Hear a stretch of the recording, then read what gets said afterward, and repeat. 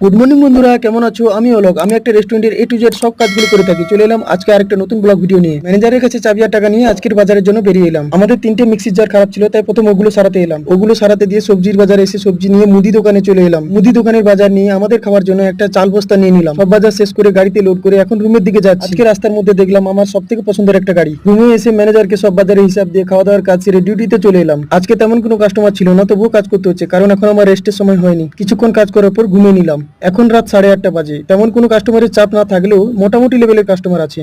আজকে শুক্রবার, অন্যান্য শুক্রবারের থেকে অনেক কম কাস্টমার ছিল, তবুও সারাদিন কাস্টমার লেগেছিল। আমাদের সপ্তাহে শুক্র, শনি, রবি এই 3 দিন খুবই কাজের প্রেসার থাকে। কাজ করতে করতে কখন হোটেল বন্ধ করার সময় হয়ে গেছে বুঝতে পারলাম না। আমরাও হোটেল বন্ধ করে আমাদের হাজিরির টাকাটা ম্যানেজারের কাছ থেকে নিয়ে নিলাম। আজকে রাত্রির মধ্যে কিছু টাকা অনলাইন করতে হবে, তাই চলে এলাম ব্যাংকে গিয়ে ক্যাশ টাকাগুলো অনলাইন করে নিলাম। বন্ধুরা, এই ছিল আমার আজকের কেটে যাওয়া সময়গুলো। ভিডিওটা যদি ভালো লেগে থাকে আপনাদের ভালোবাসা জানাতে ভুলবেন না কিন্তু। বাই।